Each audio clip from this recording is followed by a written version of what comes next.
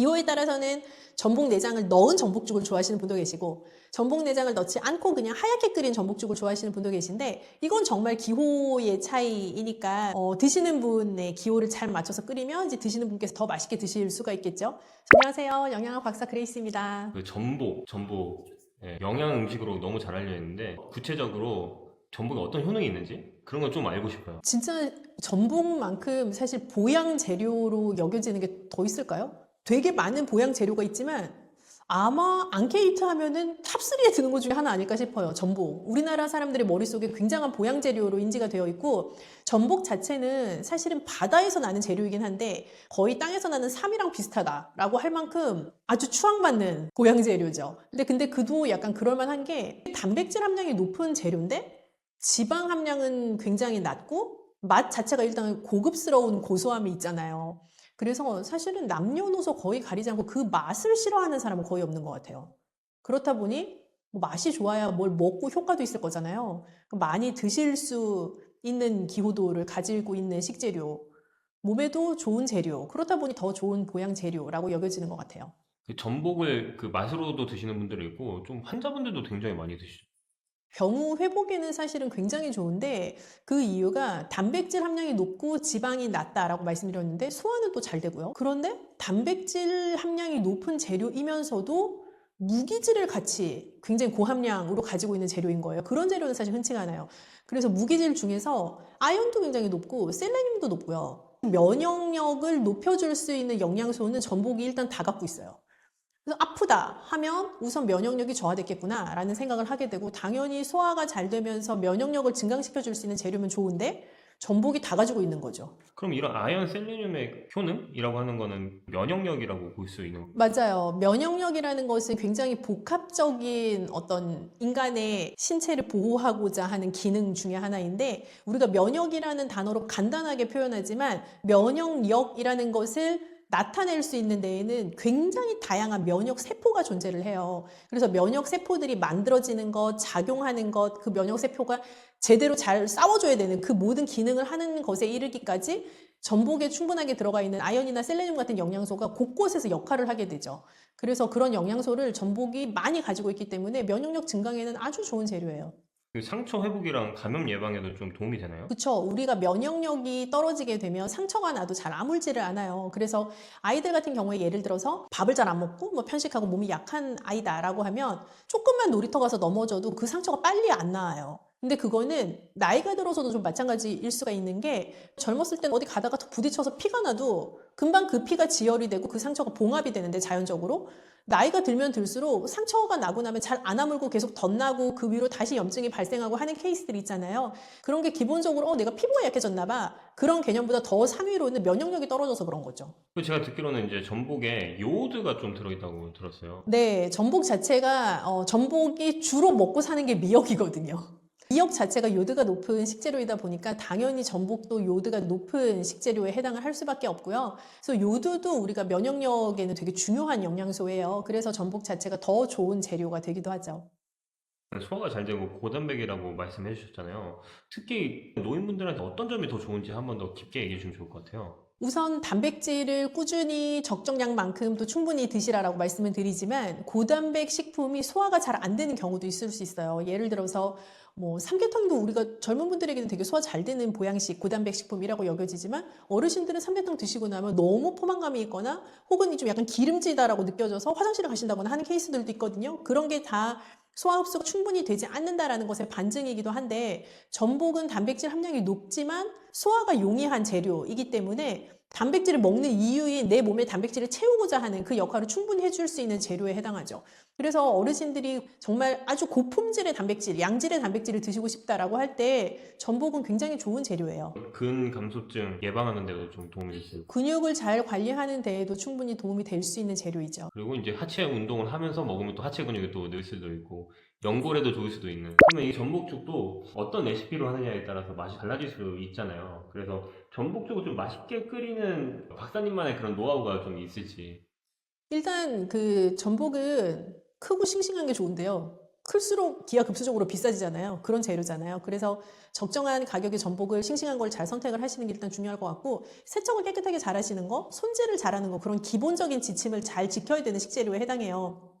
기호에 따라서는 전복 내장을 넣은 전복죽을 좋아하시는 분도 계시고, 전복 내장을 넣지 않고 그냥 하얗게 끓인 전복죽을 좋아하시는 분도 계신데, 이건 정말 기호의 차이이니까 드시는 분의 기호를 잘 맞춰서 끓이면 더 맛있게 드실 수가 있겠죠. 그래서 전복살을 잘 손질해서 참기름에 볶아내서 끓이기 시작을 하면 좀 더 고소한 맛을 배가시킬 수 있는 조리법이 되죠. 그러면 이런 전복죽 있잖아요. 고소한 맛을 내는 게 뭐 참기름 이런 걸 두르면 좀 더 맛이 있을까요? 그쵸. 참기름을 둘러서 잘 손질된 전복살을 볶으면 훨씬 고소하죠. 전복죽 먹을 때 하루 적정 섭취량이나 좀 주의할 점이 있는지. 전복이 면역력 증강에도 좋고 몸에 좋다고 하니까 그러면 또 굉장한 양의 전복을 생각하실 수 있는데, 하루 한 개 정도 전복이면은 되게 충분한 양이라고 생각이 들어요. 특히 너무 많은 단백질을 먹는다고 해서 그 단백질이 내 몸에 다 흡수되는 것은 아니기 때문에, 뭐 많이 드셔도 전복 2개 드신다고 한 개 드신 거에 2배 효과가 나는 건 아니거든요. 그래서 하루 한 개 정도 양이면 사실 충분하다고 생각합니다. 그 알레르기 있는 분들은 좀 어떻게 할까요? 알러지 있는 분들은 당연히 피하셔야 하는데, 알러지 강도에 따라 좀 다를 것 같아요. 왜냐하면 어패류, 조개류 알러지가 있으시다고 해도 전복에 알러지가 반드시 있지 않으실 수도 있어요. 그래서 조금씩 다른 방법으로 소량씩 시도해 보시고, 양을 적게 먹으니까 괜찮아? 그럼 조금 양을 늘려보시고, 애들 이유식 하시듯이 그런 방법으로 접근을 하시면 좋을 것 같아요. 저희 구독자분들 신장에 굉장히 관심이 많으신데, 이런 전복죽을 신장에도 건강하게 하려면 어떻게 하면 좋을까요? 전복이 이제 고단백 식품이다 보니까, 또 다시 돌아가자면 단백질을 너무 과량 먹지 않는다, 한 번에 너무 많이 먹지 않는다, 이 두 가지 원칙을 지켜야 되는 재료에 해당을 해요. 그래서 너무 많은 단백질을 드시지 않도록 주의를 하시면 좋겠고, 요드도 높은 식재료이다 보니까 신장에도 사실 살짝 무리가 갈 수가 있어요. 그래서 너무 많은 전복을 한 번에 먹지 않겠다라고 생각하시면 기력 회복하시고 입맛을 돋우는 데는 굉장히 좋은 메뉴가 됩니다. 네, 그리고 근육 보강에도 좀 도움이 되고, 혹시 면역력 자체가 좋아지니까 이렇게 소량으로 시도해보는 거 되게 좋은 것 같습니다. 네. 오늘은 완전 프리미엄 중에 프리미엄 죽을 할 것 같아요. 아, 네. 전복죽이잖아요. 네, 그렇죠. 전복죽 어떻게 하면 맛있게 먹을 수 있을까요? 우선은 많이, 많이, 네, 많이 많이 넣어야 넣으면 됩니다. 되나요? 네네. 아, 질 좋은 재료를 많이. 네. 질 좋은 재료 많이. 셰프님 같은 경우는 어떤 재료를 쓰시나요? 이런 하실 때? 전복죽이잖아요. 저는 네. 전복죽 생각하면서 주변에 전복죽을 좀 리서치를 해봤거든요. 네. 리뷰를 보니까 전복죽인데 전복이 별로 없어요. 아, 전복죽은 좀 비싼 죽이잖아요. 차라리 가격이라도 올리고 전복을 더 넣지. 약간 그런 피드백들이 있는 거예요. 그래서 저는 생각해, 그러면 전복을 많이 주고 가격을 조금 올리자. 너무 비싸면 안 되니? 그럼 남는 게 있을까요? 뭐 요새는 또 직거래나 뭐 그런 것들도 있으니까 그래서 네. 이제 좀 많이 찾아봤죠. 완도에서 대전복들도 생각보다 싸더라고요. 아, 네, 이게 꿀팁이네요, 이거. 마트 가면 요 조그만 전복들 있잖아요. 근데 여기는 이만해요. 큰 전복들이 더 맛있잖아요, 원래는. 네. 그래서 그런 것들을 사용하고 있고, 그리고 이제 그 전복 내장도 잘 손질을 해서 소스처럼 만들어서 쓰고 있습니다. 아, 네. 그럼 오늘 준비하신 재료 한번 소개해 주시죠. 메인 재료인 전복. 전복인데, 이 전복은 저희가 이제 완전 횟감 상태로 온 전복을 제가 손질한 거예요. 그래서 이 전복을 다 손질을 해서, 다 썰어서, 얘를 살짝 볶아서 마르지 않게 육수랑 같이 해서 냉동시킨 거고요. 그리고 얘도 이제 전복 내장인데 제가 소스처럼 만든 거예요. 아, 그래서 이제 전복 내장도 다 손질을 해서 갈아서 또 육수랑 같이 소스를 만들어서 냉동시켜 놔서 이제 쓰고 있는 거고요. 네. 그리고 이제 야채. 야채가 5종 정도 있는 야채들이 들어간답니다. 5종이면 뭐가 들어있나요? 여기 야채는 파랗게 보이는 것들이 애호박이고요. 하얀 것들은 양파, 그리고 감자, 양배추, 그리고 당근, 네, 이런 거죠. 뭐 비쌀 때 있고 쌀 때 있기도 하잖아요. 그래서 우선은 저 시간 날 때 다 이렇게 썰어놔서 데친 다음에 냉동을 시켜 놓거든요. 고객님들도 뭐 보시는 그 시청자님들도 집에 이제 야채들 많잖아요. 다 그냥 다져가지고 안 쓴다고 하면 냉동시켜 놨다가 나중에 죽 이렇게 해 드시면 좋을 것 같습니다. 네. 그러면 이 준비가 다 끝나신 건가요? 네, 맞습니다. 이렇게만 준비해 놓으시면 전복이 손질하는 게 좀 시간이 오래 걸려요. 그러다 보니 간단해 보이지만 복잡하죠.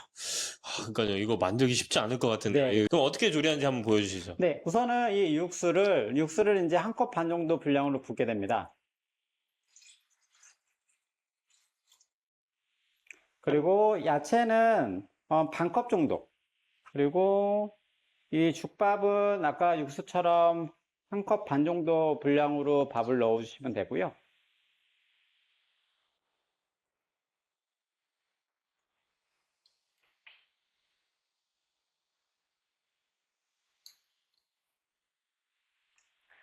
그리고 이제 여기서 약간 그 키포인트가 하나가 있긴 한데, 여기는 네. 전복이랑 네. 전복 내장이 있잖아요. 전복 내장을 이렇게 갈아 놓은 거거든요.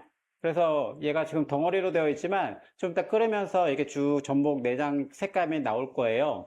전복은 맨 나중에입니다. 전복은 생으로도 회로도 먹을 수 있는 상태예요. 네. 근데 모든 것들이 너무 투머치 끓이게 되면 약간 질겨져요. 얘는 지금 상태가 제일 부드럽거든요. 그러니까 살짝만 익으면 되는 형태인데 처음부터 죽을 끓여주게 되면 얘가 질겨져요. 그래서 얘는 죽이 다 됐다고 했을 때 얘를 마지막에 넣고 얘가 이제 다 녹으면서 가열됐다 싶을 때 끝 하면 제일 좋습니다. 기대가 됩니다. 네, 그럼 다 가열됐다고 했을 때면은 한 80% 정도 됐을 때. 네 맞습니다. 맞습니다. 네. 불은 어느 정도로? 불은 집에서 하면 약불과 중간 사이로 그냥 은근하게 끓여주시는 게 제일 좋을 것 같습니다. 그럼 이걸 지금 바로 끓이기만 하면 시작이. 네, 맞습니다. 맞습니다. 그러면 나중에 이제 그 전복 내장 색깔이 나오면서 예쁜 전복죽이 되죠. 오늘 얘기를 다 들었는데 네. 이건 진짜 쉽지 않을 것 같아요. 이거는 진짜 이건 그런가요? 일반인이 하기 쉽지 않을 것 같고 네. 다지는 부분에서 네. 그런 건데 근데 뭐 그 세트 같은 게 있으면 또 할 수도 있겠지만 네. 근데 그래도 따라해 보시는 분들이 있을 것 같거든요. 이 네, 네, 네, 레시피를. 네. 근데 이 따라해 보지만 그 맛이 안 날 수도 있는 거죠. 오리지널의 그럴 수 있죠. 네. 셰프의 맛이 안 날 수도 네, 있는 네. 거잖아요. 이럴 때는 또 오리지널 맛을 또 먹어봐야지 진짜를 만들 수 있으니까 네, 네. 여기 한번 와보시는 게 좋을 것 같아요. 네네. 네. 여기 혹시 어디에 있나요? 저희는 지금 강원도 원주의 혁신도시 내에 위치하고 있습니다. 혁신도시. 네. 그럼 여기 죽집 이름이 혹시 태평죽이라고 합니다. 태평성대 할 때 태평. 맞습니다. 맞습니다. 태평죽. 네. 여기 배민으로도 시킬 수가 있나요? 여기? 네, 배민도 되고요. 당연히 쿠팡이츠 주문도 되기도 하고요. 전화로 주시면 그 포장 주문도 되기도 하고 여기 직접 오셔서 매장 크니까요. 오셔가지고 제가 직접 만든 죽을 드셔도 됩니다. 네, 좋습니다. 그러면 한번 기대해 보겠습니다. 어떤 네. 맛일지. 너무 귀하거나 너무 비싸서 자주 먹을 수 없으면 또 그 효과를 누릴 수는 없잖아요.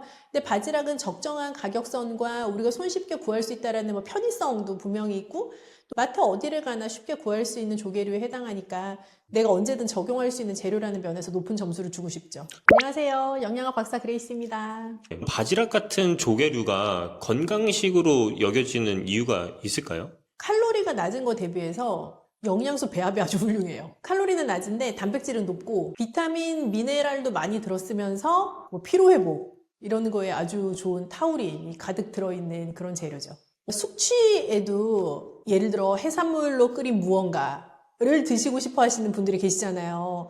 그런 게 먹고 나면 왠지 내가 좀 씻겨 내려가는 느낌이 들고 내 간이 좀 회복되는 느낌이 들고 사실 조개류들이 가지고 있는 타우린 성분에서부터 느끼는 우리의 감각일 수도 있죠. 방금 이제 그 바지락에 단백질이 많아서 좋다고 말씀드렸는데 바지락 속에 있는 그런 단백질에 대해서 좀 더 깊게 얘기해 주실 수 있을까요? 고단백 식품이라고 하면 일반적으로는 칼로리가 좀 같이 높기가 쉽거든요. 그런데 조개류들은 단백질 함량이 높은 것에 비해서는 칼로리가 좀 낮은 편이고 동시에 단백질 함량이 높은 것만큼이나 아연도 굉장히 많이 들어있고요. 아연이요? 네, 우리가 굴도 아연이 많고 조개류도 아연이 좀 풍부하게 들어가 있는 식재료이기도 하고요. 비타민 B군도 굉장히 많이 들어가 있어요. 그래서 비타민 B군이 에너지 대사를 할 때 반드시 필수적인 비타민이거든요. 비타민 B군이 많은 재료이면서 단백질 함량도 높고 하다 보니 내 몸에 좀 원기를 북돋아 줄 수 있는 역할을 자연적으로 많이 할 수밖에 없는 영양소의 배합을 가지고 있죠. 그런데다가 칼로리도 낮으니까 뭐 일석이조죠, 뭐. 저희 같은 경우는 바지락 칼국수 막 이렇게 먹잖아요. 그게 문제죠. 그런 칼국수 때문에 살이 더 찌고 더 그렇게 안 좋아질 수 있는 거죠. 칼국수는 아무래도 보통은 이제 정제된 밀가루로 만드는 거의 100% 탄수화물이죠. 바지락에 좋은 영양소가 많은데 네. 아까 칼국수로 먹으면은 몸에 안 좋다고 했잖아요. 그럼 몸에 좋게 먹을 수 있는 방법이 있을까요? 바지락 자체를 사실 내가 양껏 먹어서 배부르게 먹어야지 하면 진짜 많이 드셔야 될걸요. 바지락 알 개수로 따지면. 그렇죠. 그런데 그렇게 많은 바지락을 또 과량 드시는 거는 또 우리가 늘 바람직하지 않잖아요. 그래서 같이 밸런스를 맞출 수 있는 재료들을 잘 조리해서 드시면 좋은데 바지락 칼국수도 뭐 물론 좋아요. 그런데 그거보다는 채소를 좀 더 많이 먹을 수 있는 방법, 그리고 좀 더 부드럽게 내가 소화 잘 될 수 있는 형태로 조리된 음식이라고 하면 저는 바지락이랑 다양한 야채를 넣어서 같이 끓인 죽도 추천드리고 싶어요. 바지락이랑 끓여서 먹는 죽이요? 네네. 조개탕 같은 것도 많이 드시잖아요. 그런 것처럼 우리가 조개를 이용한 국물 요리는 우리 밥상에서 뭐 흔하게 먹을 수 있는 메뉴일 수도 있는데요. 그렇게 생각하시면 바지락이 들어가 있는 죽이라는 것도 아주 생소하진 않으실 거예요. 그래서 바지락과 다양한 채소를 준비를 하시고 바지락 육수를 내는 것처럼 준비를 하셨다가 거기에다가 채소 넣고 또 불린 쌀도 넣고 해서 끓이고 마지막에 바지락 알도 좀 넣어가지고 바지락 맛도 느낄 수 있고 그런 메뉴죠. 야채랑 같이 먹으면은 야채에 있는 좋은 성분이랑 바지락에 있는 좋은 성분 같이 만나서 시너지가 엄청 날 것 같아요. 아무래도 다양한 재료를 골고루 먹을 수 있는 방법이기도 하고 또 조개류 자체는 알러지가 있으신 분이 아닌 이상은 굉장히 소화 흡수가 좋은 재료거든요. 그래서 어르신들께도 추천드릴 만한 방법이기도 해요. 그럼 아까 말씀드렸던 바지락에 들어있는 철분, 아연, 비타민 B 이런 것들이 다른 어패류에 비해서 더 많은 편인가요? 아니면 어패류 중에 하나인 건가요? 조개류들은 다 비슷하다고 봐주셔도 될 것 같고요. 다만 바지락은 좀 더 손쉽게 구할 수 있는 조개류에 해당하기 때문에 식재료가 아무리 몸에 좋아도 너무 귀하거나 너무 비싸서 자주 먹을 수 없으면 또 그 효과를 누릴 수는 없잖아요. 근데 바지락은 적정한 가격선과 우리가 손쉽게 구할 수 있다는 뭐 편의성도 분명히 있고 또 해감의 과정도 다른 조개류보다는 가정에서 하시기가 좀 수월하기도 하고 마트 어디를 가나 쉽게 구할 수 있는 조개류에 해당하니까 그런 면에서는 뭐 영양소 밸런스가 특별히 바지락이 더 우수해요 보다는 내가 언제든 적용할 수 있는 재료라는 면에서 높은 점수를 주고 싶죠. 더 많이 자주 먹을 수 있는 네, 맞아요. 재료라는 것에. 그럼 면역력이나 제가 알기로는 뭐 뇌에도 좀 좋다고 들었었거든요. 네네. 일단 아연 하면 떠오르는 단어가 면역이어도 뭐 정말 무리가 아닐 만큼 아연 자체는 나의 면역력을 유지하거나 증강시키는 데 있어서 굉장히 중요한 역할을 하는 영양소예요.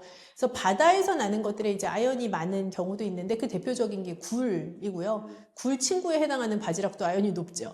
그래서 아연이 풍부한 식재료는 이제 면역력을 증강시키는 데 도움이 많이 되기도 하고 그 바지락에 들어가 있는 다른 비타민 B군 같은 경우는 내 어떤 신경의 에너지가 공급되는 데 있어서 중요한 역할을 하는 영양소이기 때문에 바지락 자체가 가지고 있는 여러 영양학적인 또 건강적인 이점들이 있는 거죠. 바지락 야채죽 무슨 맛일지 너무 궁금한데요. 끓일 때 조개류, 해산물만의 그런 비린내가 날 수가 있잖아요. 네네네. 비린내가 안 나면서도 맛있게 끓여 먹을 수 있는 방법이 있을까요? 그 예전에 우리가 조개를 보면 조개가 입을 다물고 있다가 익으면 입을 연단 말이에요. 그럼 어르신들이 말씀하시기를 입 열면 바로 먹으라 라고 말씀을 하셨는데 그렇게 네. 말씀하신 이유가 저 익었어요 할 때가 가장 연하고 맛있기 때문에 그렇거든요. 그런데 죽이라는 요리 자체는 물에다가 넣고 재료를 오래 끓이는 특성이 있는 조리법이잖아요. 네. 그래서 바지락 야채죽을 까딱 잘못하면 이 바지락이 들어는 갔는데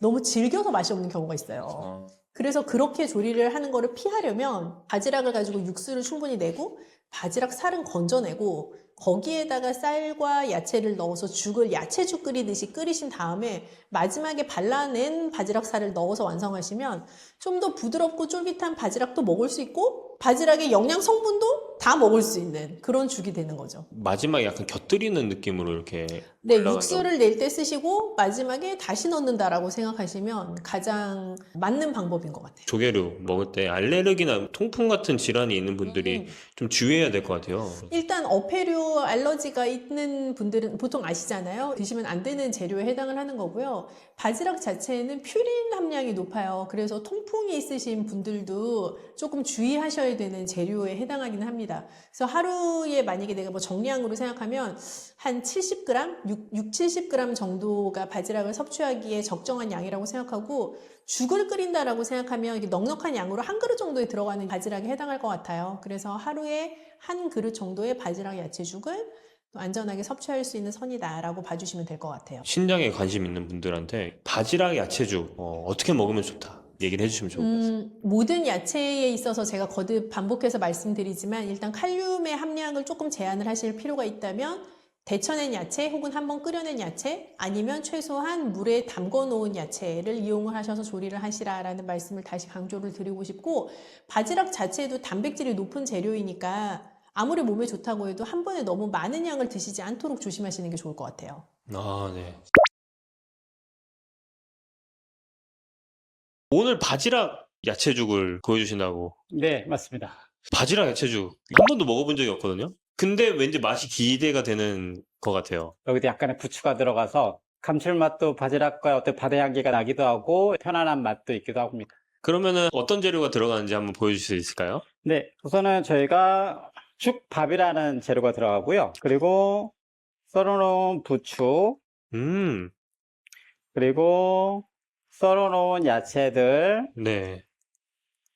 그리고 얘는 저희가 이제 바지락을 다 한번 손질해서 약간 육수에 담가서 살짝 편하게 냉동시켜 놓은 바지락살입니다.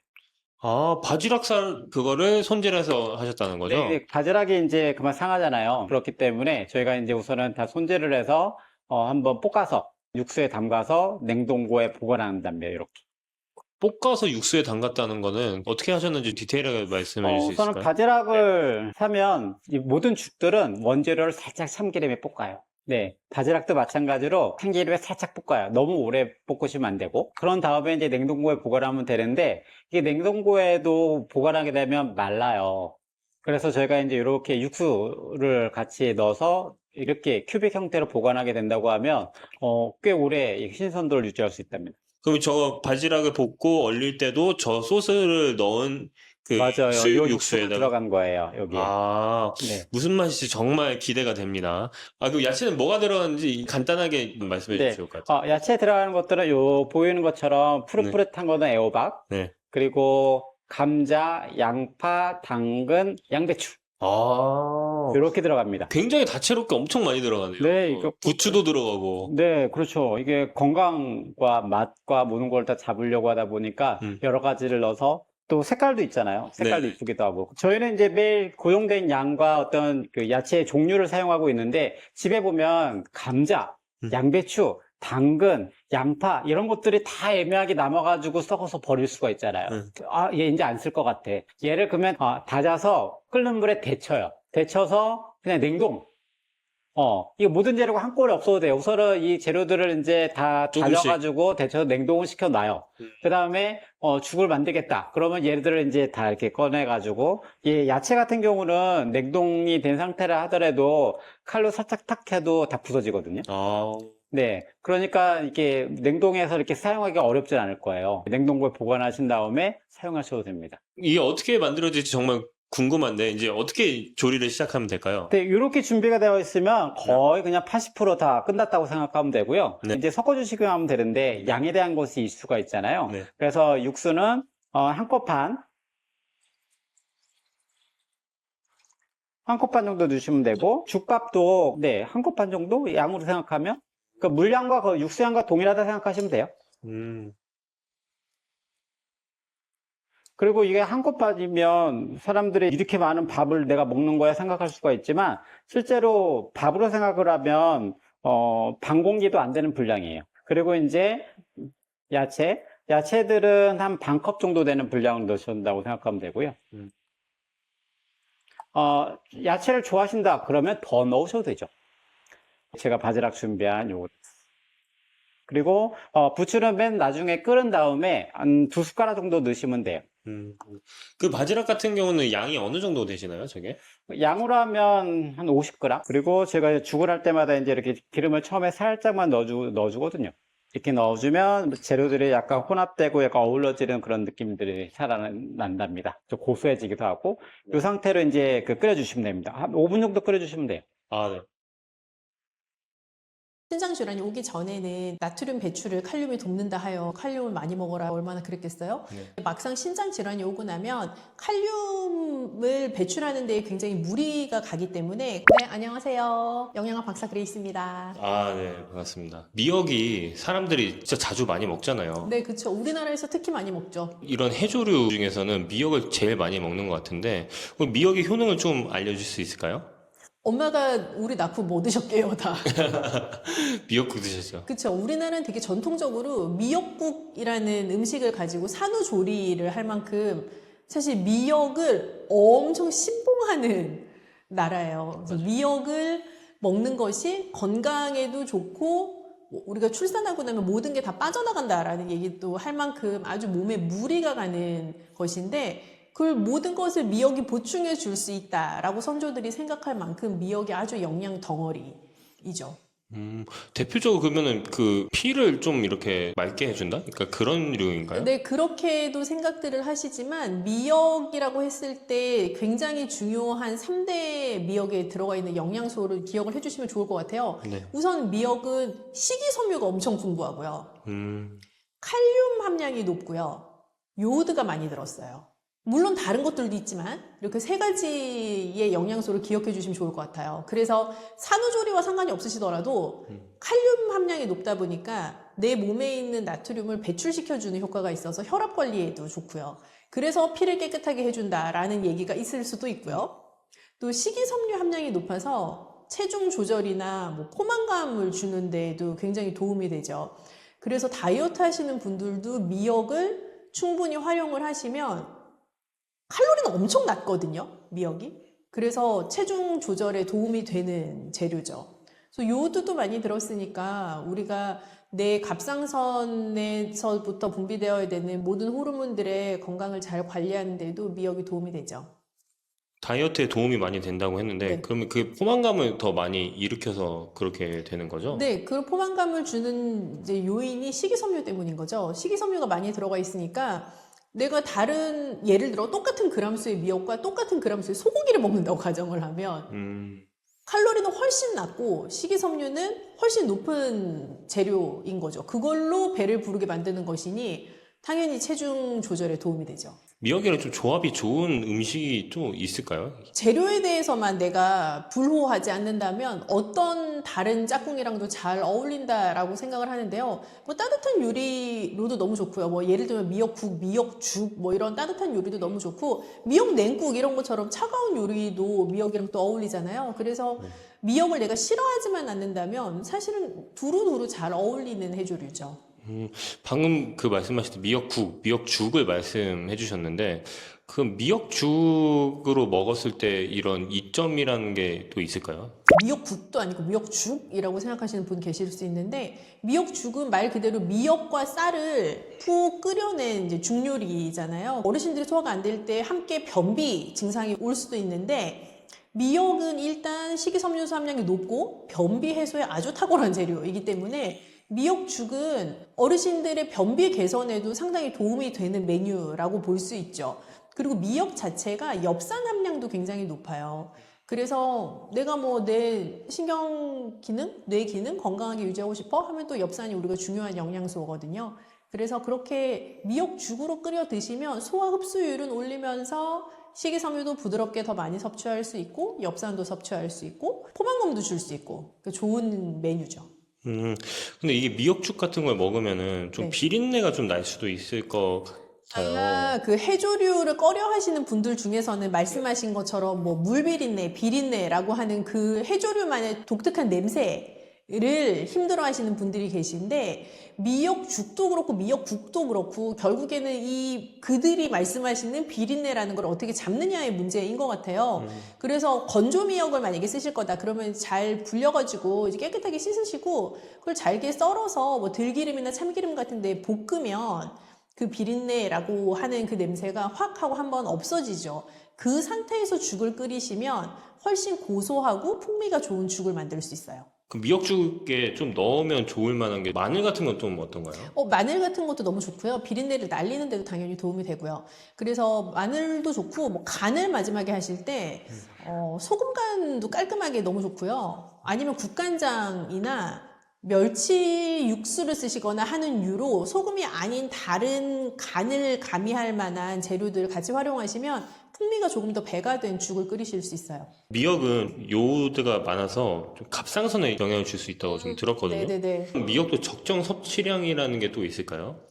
그럴 수 있죠. 사실 우리나라는 미역을 굉장히 과량 섭취하는 식문화를 가지고 있는 민족 중에 하나죠. 그래서 미역을 내가 너무 많이 먹으면 뭐 갑상선이 안 좋아지나요? 이렇게 생각하실 필요는 사실은 없고, 미역을 주의하셔야 되는 분들은 갑상선 관련된 질환이 있으시거나 뭐 갑상선 관련된 수술을 하셨거나 하는 분들은 좀 조심하셔야 될 필요가 있어요. 그래서 너무 과량 드시면 좀 위험할 수 있고, 갑상선 기능이 정상적이신 분들은 뭐 우리가 먹는 것 정도의 미역 양이면 또 크게 무리 없이 소화하실 수 있습니다.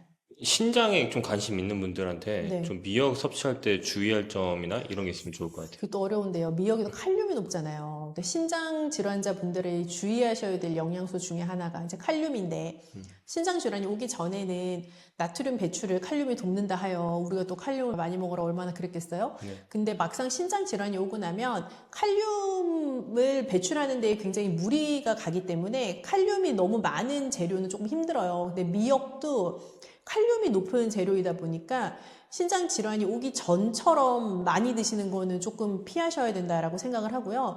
다만 녹색 채소와 마찬가지로 미역을 충분히 한번 팔팔 끓여서 그 물은 버리고 한번 끓여낸 미역으로 죽을 끓이시거나 국을 끓이셔서 드시면 칼륨 함량을 현저하게 낮출 수가 있죠. 근데 미역은 칼륨 함량이 높은 거를 빼고는 뭐 식이섬유 함량도 높고 또 엽산 함량도 높고 하기 때문에 적정 양으로 지켜서 드시면 건강 관리에 도움이 되는, 그리고 신장 질환자 분들에게도 건강 관리에 도움이 되는 음식인 것은 맞아요. 미역죽을 한번 제대로 좀 먹어보면 좋을 것 같아요. 드셔보시겠어요? 네. 좀 먹을 수 있나요, 지금? 그럼요. 그러면 한번 기대해 보겠습니다. 전문가가 또 한번. 전문가가 있나요? 전문가가 있죠. 그분. 한번 전문가가 있잖아요. 한번 봐보겠습니다.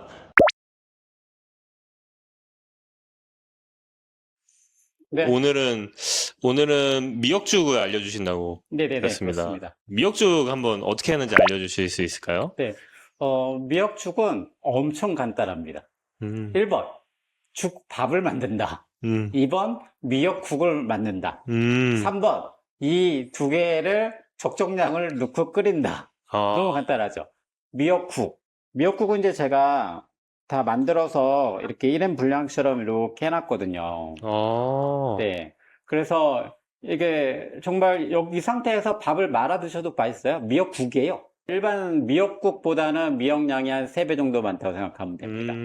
그러면은 물은 어느 정도 넣고 미역은 어느 정도 넣고, 그리고 소스라는 게 있다고 하셨는데, 네네, 치킨 소스. 치킨 스톡 네, 맞아요. 거죠? 그거는 또 어느 정도 양을 넣으면 좋은지도 말씀해 주시면 좋을 것 그냥 같아요. 물 한 컵 반 정도. 물 한 컵 반? 그리고 아까 그 치킨 스톡 한 티스푼 정도. 한 티스푼이요? 네, 많이 들어가면 안 돼요.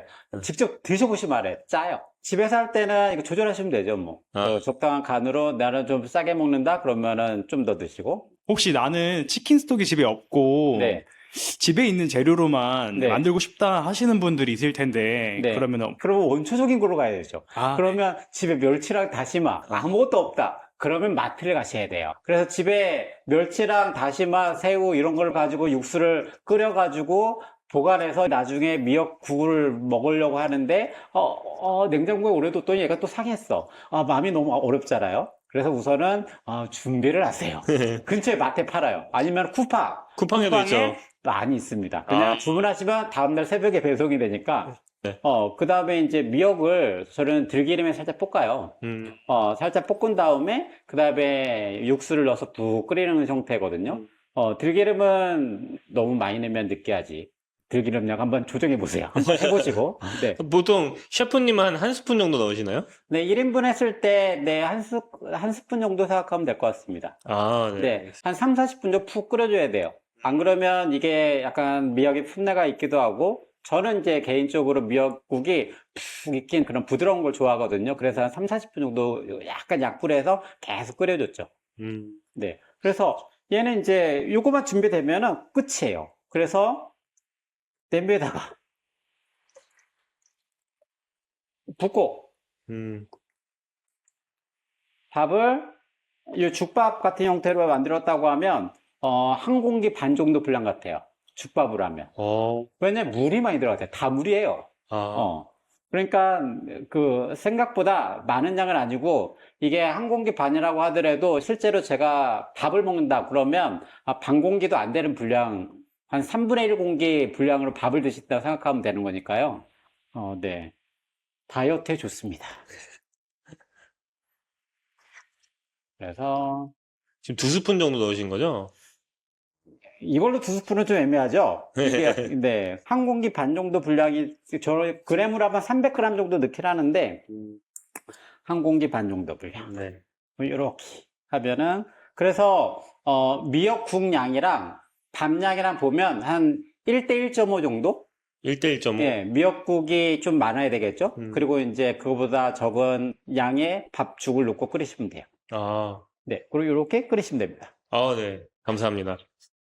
네, 박사님 안녕하세요. 네, 안녕하세요. 또 뵙습니다. 요즘 진짜 구독자분들이 반응이 아주 뜨거운데. 아, 네. 저도 좀 깜짝 놀랐는데, 어떡하죠? 그 조회수 높게 나온 거 30만 뷰 가면 이벤트 한번 할까? 추첨해서 책 드리기? 그런 거 할까요? 좋아요, 좋아요. 네. 신작 영상에서 조회수 30만 되면 책 몇 명한테 드릴 건가요? 5분? 5분! 좋아요를 제일 많이 받는 댓글 좋아요, 5분에게 좋아요. 보내드리도록 하겠습니다. 박사님 근데 요즘 네. 단호박 철이잖아요. 아, 맞아요. 맛있잖아요. 단호박 너무 맛있죠. 쪄 먹어도 맛있고. 단호박에 대해서 좀 알고 네. 싶은데 소개시켜 주실 수 있을까요? 사실 단호박이 겉에는 짙은 초록색인데 딱 가르면 아주 선명한 주황색 그런 컬러가 나오잖아요. 제가 지난 영상에서도 어디에선가 강조드렸던 게 채소의 색깔이 뚜렷할수록 사실 우리 몸에 좋은 영향을 미칠 수 있는 가능성이 높다라는 말씀을 드렸는데 단호박이 대표적인 채소라고 생각을 해요. 그래서 단호박 색깔의 노랗고 주황색이고 그런 채소들은 베타카로틴이라고 부르는 영양소가 많이 들어있어요. 그런 얘기 들어보셨을 텐데 누구나 어렸을 때 당근 먹으면 눈 좋아진다. 엄마 그런 얘기 많이 하잖아요. 당근에 있는 베타카로틴이 활성형 비타민 A로 바뀌면서 내 눈 건강에 도움이 되는 영양소로 변신할 수 있기 때문인데 단호박도 마찬가지 원리예요. 베타카로틴이 많고 그 베타카로틴을 내가 적정한 방법으로 잘 섭취해서 내 몸이 잘 대사하고 나면 활성형 비타민 A로 바뀌면서 나에게 좋은 영향을 주는 기초 영양소가 됩니다. 주황 계열의 색깔이 네. 나는 음식들은 전부 다 베타카로틴이 있다고. 네. 베타카로틴 자체는 짙은 주황색 혹은 뭐 짙은 노란색 같은 컬러를 내줄 수 있기 때문에 그런 색깔의 채소는 베타카로틴이 많다라고 생각하셔도 돼요. 단호박이 침침한 눈에 좋다는 거는 너무 좋은데 이름 그대로 네. 달잖아요. 당뇨 환자한테 위험하지 않을까요? 몇 가지 조금 다른 관점으로 우선 설명을 드리고 싶은데 단호박이라고 해서 단이라는 이 글자 자체가 설탕을 퍼먹었을 때 단 거랑은 좀 달라요. 왜냐하면 내가 예를 들어 캔디를 먹거나 아니면 설탕을 먹거나 하는 건 당을 먹는 건데 단호박에 있는 당은 우선 천연당이잖아요. 그리고 내가 단호박에 있는 그 당만 추출해서 먹는 것이 아니라 단호박 안에 들어있는 또 다른 아까 말씀드린 것처럼 베타카로틴 같은 영양소, 아주 가득 차 있는 섬유소, 미네랄, 각종 비타민 이런 걸 같이 먹게 되기 때문에 단호박 자체가 당뇨 환자에게 달기 때문에 안 좋다라고 인식을 하시는 거는 착오가 있지 않나 하는 생각이 들어요. 호박죽은 설탕이 좀 들어가 있잖아요. 사실 어떻게 보면 뭐 단호박을 잘 쪄서 그걸 잘 갈아서 무언가와 넣고 섞어가지고 한 뭉근하게 또 끓여내고 이런 요리인데 좀 더 단맛을 추가하기 위해서 요즘은 뭐 올리고당 좀 넣으시기도 하고 설탕을 좀 곁들이기도 하고 어떤 분은 또 그냥 당 추가 없이 드시기도 하는데요. 단호박 자체를 찌거나 혹은 단호박 자체를 얇게 슬라이스해서 구워 드시는 게 똑같은 재료로 만든 요리라고 해도 당을 더 천천히 올릴 수가 있어요. 저번에 그 신장 얘기하신 거랑 비슷한 맞아요, 맞아요. 그래서 결국은 같은 재료라도 어떤 조리법으로 요리해서 먹느냐에 따라서 혈당에 미치는 영향은 좀 다를 수 있죠. 고구마보다 당 지수가 높잖아요. 고구마보다 위험한 거 아닌가요? 당지수라는 개념도 있지만 우리가 당부하라고 하는 개념이 별도로 있는데, 예를 들면 내가 고구마 작은 거 한 개를 먹는 거랑 큰 단호박 한 개를 먹는 건 고구마 한 개, 단호박 한 개이긴 하지만 중량이 다르잖아요. 어떤 재료를 먹느냐도 중요하지만 어떤 재료를 어느 만큼 먹느냐라는 관점에서 보면 당뇨 환자분들한테 단호박을 권할 때 종이컵 한 컵 정도 되는 양이 한 번에 드실 수 있는 적정량 정도다라고 말씀을 드리거든요. 이제 가볍게 설명드릴 때는 그 정도 양이라고 하면 사실은 혈당을 그렇게 올라가게 하는 재료는 아니에요. 우리가 GI 지수라는 말을 요즘 많이 쓰시는데 그 GI 지수만 가지고 모든 재료에 당에 미치는 위험성이라는 것을 판단할 수는 없습니다. 단호박은 그러면은 식사할 때 뭐 어떻게 같이 먹으면 당 부하가 좀 덜 드는 방법이 있을까요? 네, 단호박을 정말 내가 좋아해요. 그렇다고 하더라도 단호박만 열심히 드시는 거는 권하지 않아요. 어떤 하나의 재료를 어떤 다른 거랑 같이 먹느냐가 중요하다라는 말씀 몇 번 강조를 드렸잖아요. 단호박을 드실 때 신선한 잎채소를 곁들이는 것도 너무 좋고요. 아니면 달걀 같은 단백질 근원 식품을 곁들이는 것도 좋고요. 우리가 잎채소로 만든 샐러드, 뭐 각종 양상추 이용한 거, 양파도 같이 좀 곁들이고 방울토마토도 썰어 넣고 한 그런 류의 그린 컬러가 나는 샐러드들을 같이 곁들이면 좋을 것 같아요. 드레싱 너무 많이 넣지 말고요. 천연당에 대해서 조금만 더 설명해 줄 수 있어요? 예를 들면 마시는 음료수를 한번 생각을 해볼게요. 내가 집에서 사과랑 찐 단호박이랑 잘 익은 바나나랑 그런 거를 넣고 믹서기에 잘 갈아요. 아무 설탕이나 올리고당 넣지 않고요. 그래도 달거든요. 설탕이나 올리고당 넣지 않았는데 왜 달죠? 자연적인 천연의 단맛, 그 천연당이 있기 때문에 단맛이 나는 건데요. 공장에서 나온 각종 음료들은 감미를 하죠. 인공당이 들어가 있는 것인데 천연당이라고 해도요. 인공당과 마찬가지로 과량을 먹게 되면 내 몸 안에서 중성지방으로 바뀌고 그게 내 간에 축적이 되면서 나를 살찌게 하거나 혹은 대사적으로 나를 불균형으로 이끌 수는 있어요. 하지만 인공당이 농축되어 있는 것만큼의 그 양을 천연당으로 먹기는 사실 쉽지가 않고, 자연에 있는 재료에서 포함되어 있는 천연당은 그 천연당 자체가 가지고 있는 건강한 단맛을 즐겁게 즐기면서도 재료 자체가 가지고 있는 당 말고 다른 좋은 영양소들, 섬유소, 자연에서부터 온 수분, 비타민, 미네랄, 단백질 그런 것들을 잘 같이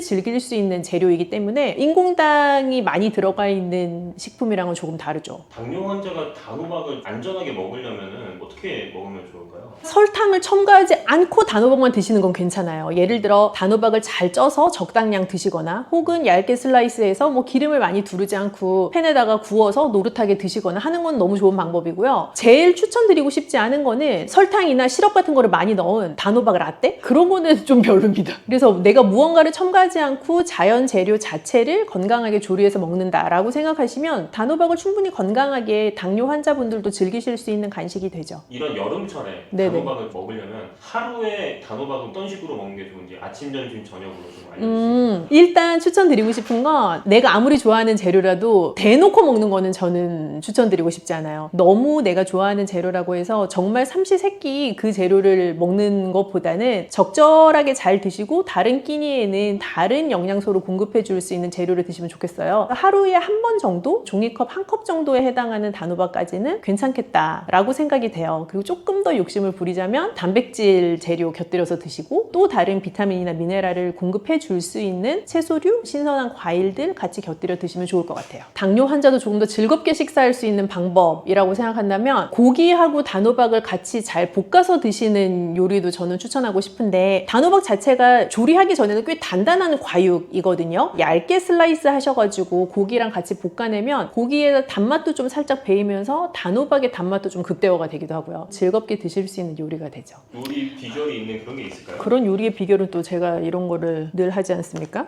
그 무슨 책인가요? 최고의 당뇨 밥상. 최고의 당뇨 밥상은 나온 지가 벌써 꽤 몇 년 된 책이에요. 금방 찾으실 수 있고, 여기에 저희가 예전에 준비할 때 나왔던 요리를 보니까 오리 단호박 볶음이라는 요리가 있습니다. 오리 고기 자체가 또 불포지방산이 많아서 환자분들도 많이 좋아하시는 단백질 근본인데, 단호박 얇게 슬라이스하고 양파랑 홍고추 같은 것도 같이 슬라이스해서 식용유 조금 두르고 볶아낸 그런 요리예요. 그래서 단백질도 같이 먹을 수 있고 좋은 지방산도 먹을 수 있고 단호박이 가지고 있는 섬유소, 천연당의 달큰한 맛 같이 잘 즐기실 수 있는 메인 요리입니다. 제가 듣기로는 그 책이 베스트셀러에 맞습니다. 이 이거 찾는 당뇨 분들이 너무 많더라고요. 최고의 당뇨 밥상은 아주 저에게는 이 첫째 같은 책이죠. 건강 부분 베스트셀러라고 쳐보면 나오는 건가요? 네, 뭐 최고의 당뇨 밥상 혹은 당뇨 식단, 당뇨 밥상 이렇게 검색하시면 아마 가장 먼저 만나실 수 있으실 거예요. 단호박은 사실 저온 저장이 가능한 채소이기 때문에 사계절 내내 좋아하시면 즐기실 수가 있어요. 제철에 먹는 단호박은 기분 좋은 느낌이 있으니까 좀 재미있게 맛있게 즐기셨으면 좋겠는데 가장 추천드리고 싶은 방법은 다른 첨가물 내가 추가적으로 넣지 않고 굽거나 쪄서 드시는 거 추천드리고 항상 강조드리지만 적당한 양만큼 드시는 거 굉장히 중요하고요. 근데 왜 좋다 그랬죠? 단호박이? 베타카로틴. 맞아요. 아, 단호박은 베타카로틴이 많은 채소라고 말씀드렸는데 뚜렷한 주황색, 노란색을 가지고 있는 채소류들 즐기시면 눈 건강에도 도움이 되고 또 항산화 작용도 가지고 있으니까 당뇨 환자도 부담 없이 설탕 추가만 안 하신다면 잘 드시고 건강한 여름 나셨으면 좋겠습니다.